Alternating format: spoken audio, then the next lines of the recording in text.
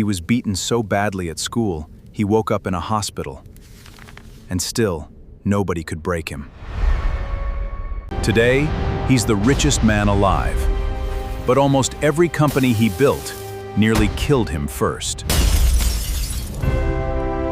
This is the real story of a man who lost everything more than once.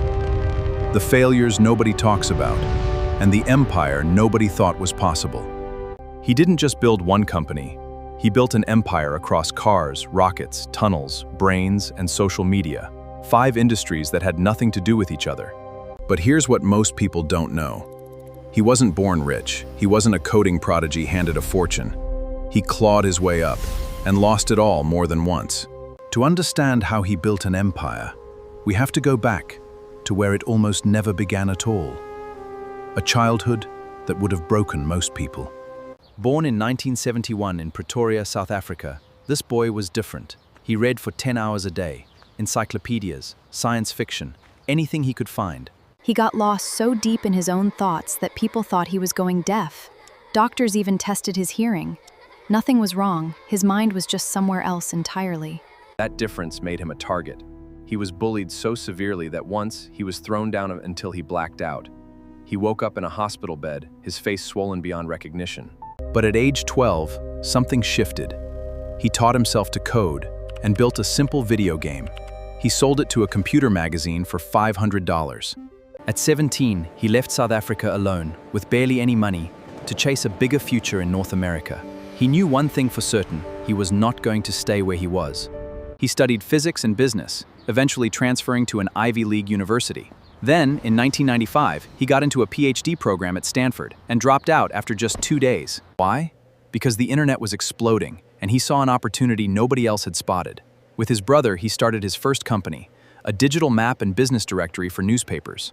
They had no money for an apartment. He slept in the office and showered at the local gym. This wasn't a founder living a glamorous startup life. This was survival. Slowly, newspapers started signing on. Major names in publishing. His company became one of the earliest map and directory services years before modern map apps existed. In 1999, a computer giant bought his company for $307 million personally. He was 27 years old, was just getting started. Most people who make $22 million overnight would slow down. He put almost all of it, $12 million, straight into his next company, an online bank. That bank was racing against a rival startup, which had built an online payment tool. Instead of destroying each other, the two companies merged in 2000. But behind the scenes, there was conflict, bold decisions, including his insistence on renaming the company into something bigger. The company rebranded fully and grew into the go-to way to pay online. It's a lesson he would carry forward. Sometimes even founders get pushed out of their own creation. In 2002, a major e-commerce company bought that payment company for $1.5 billion in stock. His share came out to roughly $180 million. He was only 31, and he took that fortune and decided to do something insane: build rockets. Not to get rich. He believed humanity needed to become a multi-planetary species or risk extinction. In 2001, he flew to Russia to try buying old missiles cheap enough to launch to Mars. The Russians mocked him and doubled the price. Furious, he decided he'd build his own rockets instead, from zero. In 2002, his rocket company was born. With him putting in about $100 million, almost everyone in the aerospace industry thought this was a joke, a rich internet guy playing astronaut. The first launch of his rocket failed. Then the second failed. Then the third failed too. Each failure burned through millions of dollars he didn't have much more of. By 2008, both of his companies were nearly bankrupt at the exact same time. He was down to his last dollars, personally borrowing money just to pay rent. He later admitted this was the worst year of his life. Then, on the fourth attempt, the very last try the company could financially afford, the rocket reached orbit. It was the first privately funded liquid fuel rocket ever to do so. Days later, a major space agency awarded his company a contract worth $1.6 billion. That single contract saved the company. And here's something most people get wrong. He didn't found the company himself. It was started by 2 engineers.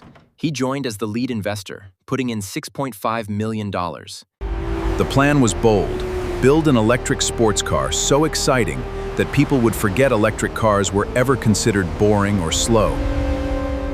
but production costs spiraled out of control. In the chaos of 2008, the original leadership was pushed out, and he took over as CEO, right in the middle. At the lowest point, he put me alive through Christmas Eve of 2008. If that investment had failed, the company would not exist today. From there, that company grew from a niche sports car maker into the most valuable car company on Earth, forcing nearly every major automaker to follow with their own electric vehicles. As if two industries weren't enough, he kept expanding. In 2016, frustrated by Los Angeles traffic, he started a tunnel construction company, building tunnels to beat gridlock. That same year, he founded a brain technology company, aiming to build brain implants that could one day let paralyzed people control computers with thought alone. Then in 2022, in his most controversial move yet, he bought a major social media platform for $44 billion, betting he could turn it into an everything app for Cars, rockets, tunnels, brains, social media. 5 completely different battles, and he was fighting all of them at once.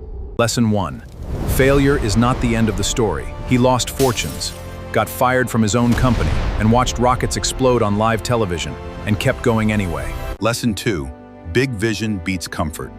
He didn't chase the safest path. He chased problems that mattered: space travel, clean energy, human-computer connection. Lesson 3. When things get desperate, show up yourself. At his lowest moment, he didn't just write checks from a distance. He put in his last dollar and worked the floor with his own team.